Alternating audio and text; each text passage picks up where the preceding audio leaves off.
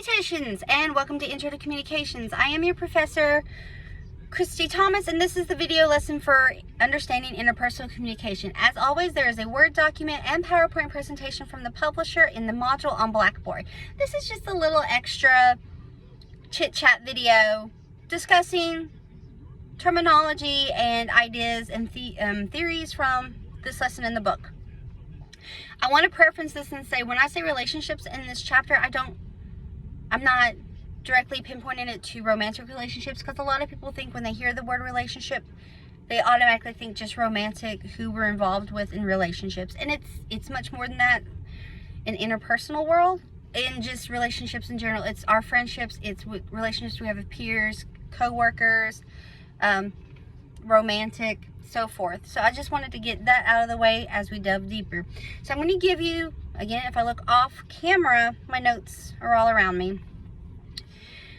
I want to give you the definition that the book gives us for interpersonal communication. This is communication between two people who simultaneously attempt to mutually influence each other, usually for the purpose of managing relationships.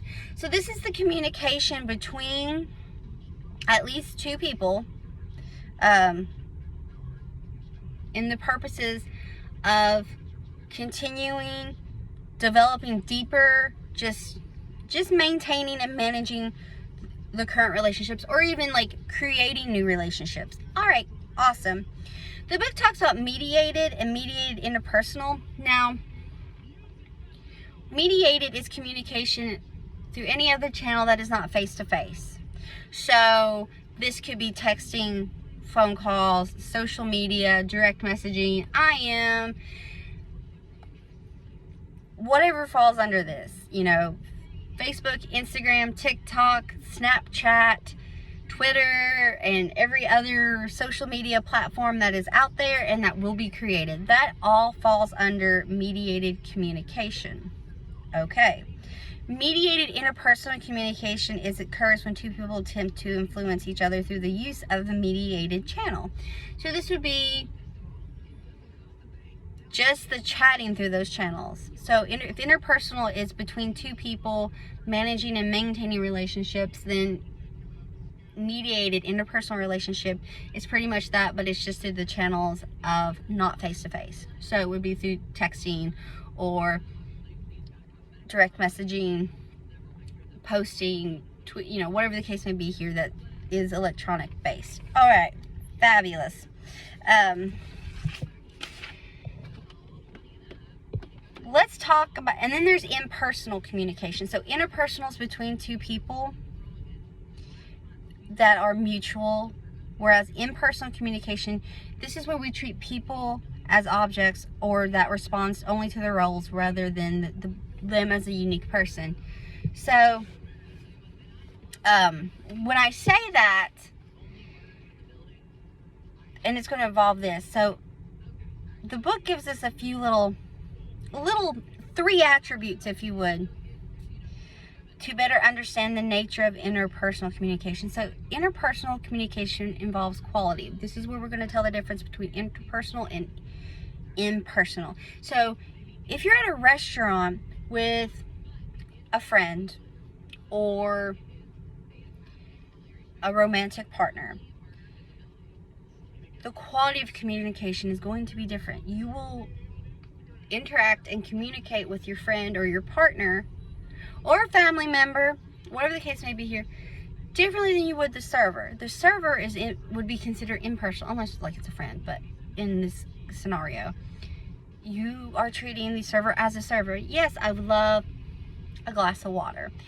I would love to order some appetizers, please and thank you. Okay, wonderful. Yes, no, I would love this meal, but you know, it is communication for the purpose of ordering your food. You're not communicating with the server to become lifelong buddies. That's the big difference between interpersonal and impersonal. You know, if you are out shopping with a group of friends, you're going to communicate with them differently than you would the retail worker. Oh, thank you, you know, ring me up, that's great. There'll be small chit chat, but it's not in depth. You're not going to sit there and go, where are you from? Where did you grow up? Oh my gosh, what's your kids' names? What's your, you know, some people do though. Some people are very straightforward. So that's where we talk about what interpersonal is quality. There's also interpersonal communication involves mutual influence. What do I say by that? Is we simply mean that people who interact affect each other in some way. Communication is not persuasion. Sometimes it is and sometimes it's not. But it's just meaning that it's kind of a tit for tat. You know, it's like asking your friend, hey, does this outfit look okay? Or, you know, perhaps you just got your hair cut or your hair did, and you're asking someone if it's okay, like what they think about it. Oh, that's really great. Or maybe you're in the process. Oh, I was thinking about going brunette. What do you think? Oh, I really think, well, actually, I think redhead might, red might do well for you. That's what we're talking about here. And then the last they talk about is interpersonal communication helps manage relationships. Like I said before, relationships are our connections that we have, our ongoing connections that we have through interpersonal communication. So that could be coworkers, classmates, peers, those that we're in social groups with, friends, family, all that. So it's to help manage these relationships. Interpersonal communication does that. If you're in a friendship, you communicate to maintain the friendship. And if you also think, which we dive deeper to here in a bit, is if you think of that relationship, and it could be a friendship, and it could be a coworker, because some coworkers you start off, any relationship, if you're not born of that person or raised in that family, your relationships, there's a starting point. And then it evolves. And some friendships, you may have friends that you have known for X amount of years, but perhaps your relationship with each one of those friends is completely different. I have friends that I have known since I was in kindergarten, and my relationships with them are entirely different. And then I've had friendships that also started at the same time as those friendships in kindergarten that I still know these people.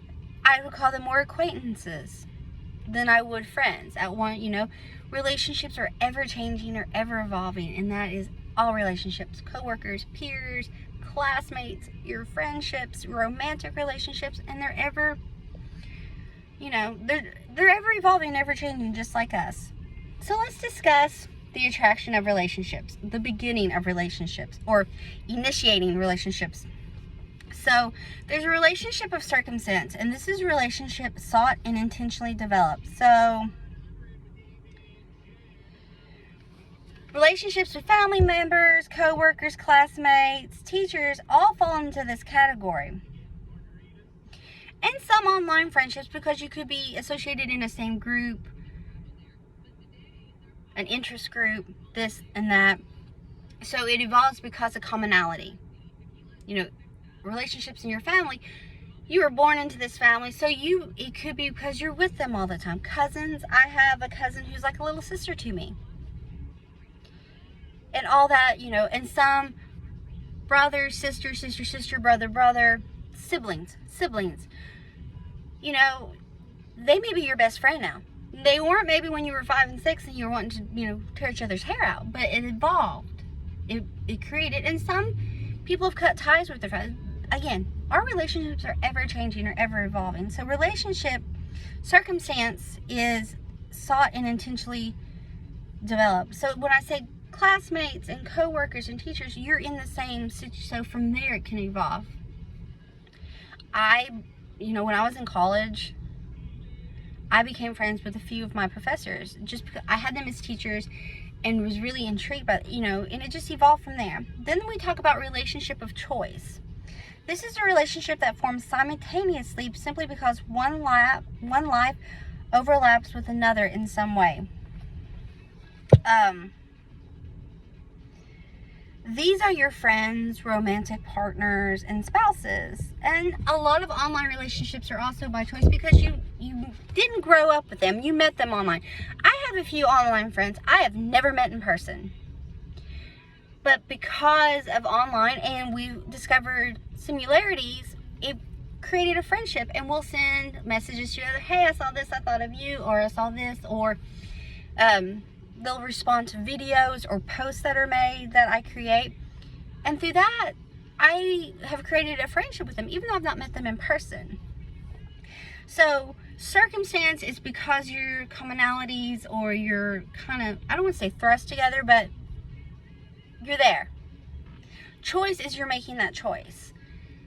So friendships can start with circumstance, and they can also be of choice. It could be because, wow, that person seems so interesting, I want to get to know them.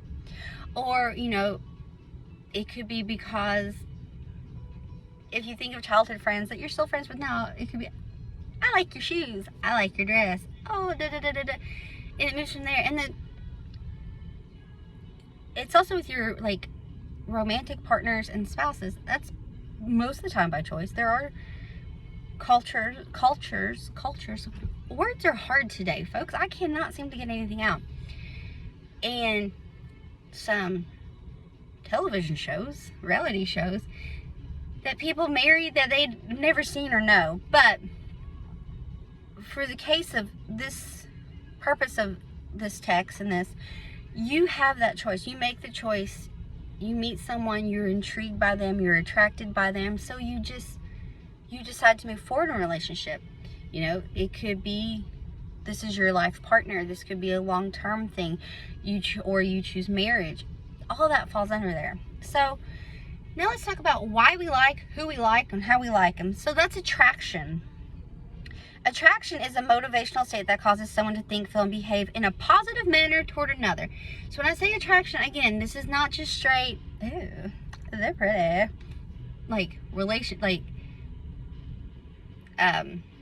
romantic attraction. You can be attracted for friends, you know. Wow, they're really cool. I love the way they dress. Maybe you're intrigued by someone. You know, if you think of how friendships started in grade school, elementary, middle school, high school, it was because you were attracted to something of this person. It could be how they dressed, how they presented themselves. If you were in the same group, it could be you were attracted by their commonality or their kindness, or, you know, there was something there that attracted you. Maybe they have the same sense of humor that you have, whatever the case may be here. Now, interpersonal attraction is the degree to which one desires to form and maintain an impersonal relationship. So we have the initial attraction, and then interpersonal attraction is the desire to build on it, to get past that acquaintance stage or the hey, how's it going stage, to forming friendships or romantic relationships, whatever the case may be here.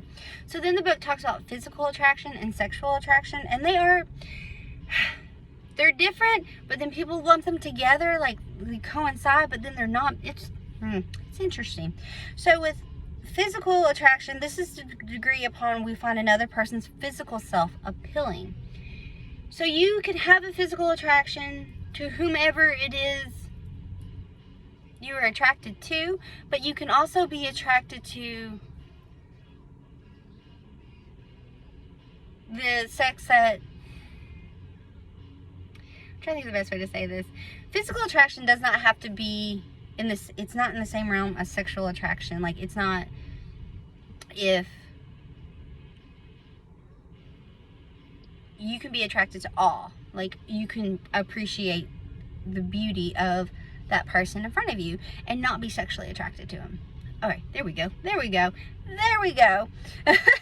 You can appreciate someone's, you know, oh, they're very handsome or beautiful or stunning, you know, because of how they present themselves, and still not be sexually attracted to them. But when the book says, because sexual attraction is the, I'm sure we all know what that is, and we all know what physical attraction is too. Again, I'm just discussing the book here. Is the desire to have sexual contact with that certain person. Now, this is where the two coincide, because usually sexual attraction is you also have a physical attraction, but you don't have to have a sexual attraction if you have physical attraction. Okay, there we go. That's what we're talking about. Now, let's discuss too, the book talks about matching hypothesis, and this is a tendency to seek out individuals who represent the same level of physical attractiveness as oneself. I guess in your, these are the folks that you're like, oh, well, I'm a solid this number and they're a solid this number, so of course it just makes sense. Interesting, I know, right? Now, when it comes to relationships as well, they talk about similarity, proximity, and complementary. Before I get into any three of those, when it comes to relationships, again, relationships is not just romantic relationships. This is the relationships we have with family, friends, co-workers, peers, classmates, friendships. All that falls under the radar of relationships. So, opposites attract. There's a lot of folks out there that are very much opposites attract in relationships. And it works for them. Not every one of these is going to work. Because why? If we learned anything from the adapting to others, is that we all are beautifully unique, and that's what makes the world go round. So because of this, not all of these apply to us. So some people, you maybe don't do so well with the opposites attract. That's where similarity comes in, and this is the degree which one's characteristics, values, attitudes, interests, or personality traits are like those of another person. So perhaps you form a relationship because you and this person are so much alike. You like the same things, you read the same books, you watch the same TV series, you like the same food. Like, it's just eerily, I don't even want to say eerily, but it's, you're so in sync with one another because you're so similar. Then they talk about proximity. These are relationships based off of, proximity is our relationship in distance to one another. So you could become friends with someone because maybe I think of friendships that formed when I was in elementary school. I went to an elementary school that I was in the class with the same kids from kindergarten all the way through 5th grade.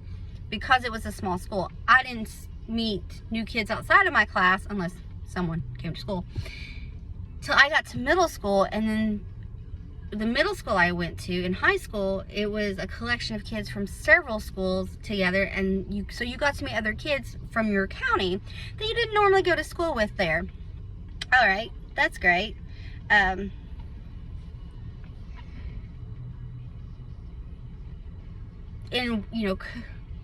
co-workers and stuff, you're in the same proximity of work, so that comes into play there.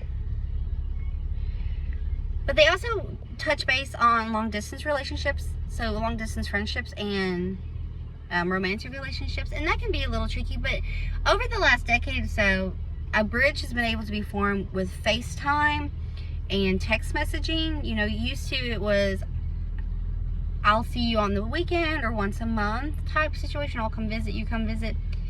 And that still can be the case if I only get to see you in person on the weekends or like once or twice a month. Think about it, if you went to high school and maybe you and your best friend went to go to different colleges, or you and your high school sweetheart go to different colleges, or if you have a partner that works away. Like my husband, his job, he works away during his outage season, so he'll go away for anywhere from a few weeks to like a month or so. So we'll do FaceTime communication, so my Wallings and I can talk to him and stuff when he's off work there. But that's been bridged and stuff. Technology has become a great bridge between here and there with long distance relationships. And then finally, the last one to hit on is complementary, and this is the degree to which a person's different abilities, interests, and needs balance or round out one's own. The book gives an example of complementary relationships, and this is like where communication and rapport are extremely important. So they say therapists and clients, which is very, it makes sense. You got that rapport going back and forth. All right, so let's move on to how do we communicate our attraction. How do we let people know that we want to go forward in creating, building, managing, maintaining a relationship? So there's nonverbal and verbal cues both. And then it talks about immediacy, and this is your nonverbal cues, such as eye contact, you're leaning forward, touch, open body orientation, communicate feelings of liking, pleasure, and closeness.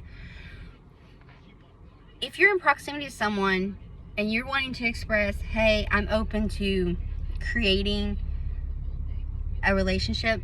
And especially like if you think about romantic relationships, if you think of like a bar setting or a date setting, like a blind date or a first date, I don't even say blind date, like a first date situation, expressing interest or enjoyment there.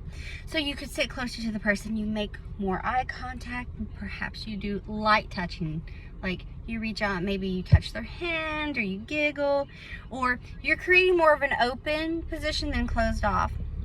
That's what they're talking about here. And there's like people think of immediacy as flirtation, but flirtation is the verbal. So immediacy is your nonverbal cues and flirtation is your verbal cues. Let's move forward. So initiating relationships, there's the uncertainty relationship theory, and this is the driving motivation of among humans to increase predictably by reducing unknown circumstances. How do we do that? The book gives us 3 strategies. There's passive, active, and interactive. A passive is a non-communication strategy for reducing uncertainty by observing others in situations. This is what I mean by this. This is,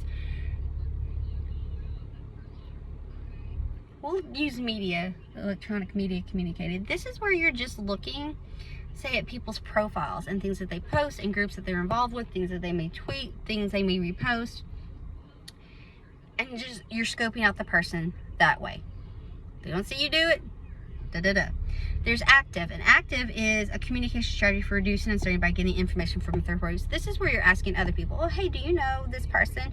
Or you're asking someone else. You're asking maybe a mutual friend about them. All right. So passive is you're not asking anyone, you're just scoping out the situation from afar. Active is you're going in and you're asking a third party, a mutual. And then there's interactive. And this is where communicating directly with the person is the greatest potential to reduce one's uncertainty. So this is where you're just going straight forward. Ba-boom. Hey, how's it going? You know. That's what they're talking about here. The book, and I'm going to highlight this. Initiating relationships is not a one-size-fits-all approach. Just like the different, like when we were talking about complementary and proximity and similarity and opposites attract, it's not a one-size-fits-all situation. How we create, initiate, manage, maintain relationships are all unique, just as we are as the world. So let's go into, I want to discuss now, let me get to, when it comes to relationships and building and managing, maintaining relationships, there's self-disclosure. The book discusses 2 models, and this is what we're going to end on, are these 2 models. There's the social penetration model, and the Johari window. The social penetration model, and I'm going to show you, and this is in your, if you see here, that little orange, as we move in to developing deeper relationships, that orange wedge, which would be us, grows bigger and deeper, because as we self-disclose information, and you start off in relationships, you don't tell your deepest, darkest secrets generally. Sometimes you do, and that may be you, and you do you. But in a whole, we don't, it usually starts off with, hey, how are you? Perhaps you talk about commonly known things, where you grew up, maybe where you went to school, what you studied, common interest, and then you build up from there. And as the rapport goes back, because you want to give information, but you also want to receive information back, and when it checks out in your mind and you want to go develop a deeper relationship, then more intimate information is given. Okay, that's how you build and manage relationships, is the tip for tat. Some are not deep, but some aren't. Okay, so the social penetration model is telling us as we become more intimate within the relationship, our self-disclosure pie becomes larger, because the more we know someone, the more we want to give ourselves. That makes sense. So the Johari window, if you think of it as a box with 4 equal quadrants in it, not even 4 equal quadrants, there's 4 quadrants in it. Open, blind, hidden, and unknown. And this is, and I'll provide examples in the module as well. This is the Johari window. So this starts off with known to self and known to others. So this is widely known. Everybody knows this. The second window is kind of known to others, but maybe not so much to ourselves. This one, the third quadrant, is what we know, but maybe others don't know unless you really get to know us. And this is just kind of unknown to everybody. Now let's break that down a little bit more and then we'll be done with this lesson. The first quadrant, which is known to self and others, this is your open quadrant. This is where parts of yourself you know have revealed to other, and a relationship becomes more intimate. This is where the steps up, all right, we're going to do this. The blind quadrant, which is known to others but not yourself, is people close to you may know things about you and be able to tell things about you that you don't fully acknowledge it. So maybe those close to you know when you're attracted to someone, when you yourself haven't admitted to yourself that you're attracted to them. It's usually small, but it grows larger as people absorb more information about you. Now let's move into the hidden quadrant. This is where it's known to us but not to others. This is information that we know about ourselves, but we don't really share with a lot of people until we get to know them more. So it's fairly large, but it shrinks as we disclose more and more information is disclosed to us. And the unknown quadrant is just, we haven't discovered or realized yet. So that's why it's unknown to us and unknown to them, because we don't know until we're in that situation. You can have theories like, well, if I was in that situation, I wouldn't do that, but you don't know unless you're in it. The thing with the Johari window is that these quadrants can grow and shrink as disclosure happens. You know, you may disclose some information and then they disclose some information and you may decide, you know what, this isn't for me, I'm no longer vibing here, this is where I don't want to go deeper with this, or back and forth. You may learn more things about yourself as you get to know someone, so, you know, known to others, hidden to you, shrinks. And then the unknown, again, we don't know these things until we're in the situation. So those are the two models of self-disclosure as we're creating intimacy and we're creating deeper, it's just relationships. Again, relationships are co-workers, friends, family, classmates, peers, romantic, whatever that case, all that falls under relationships. And that, ladies and gentlemen, is interpersonal communication from our textbook in a nutshell. Thanks so much. Bye.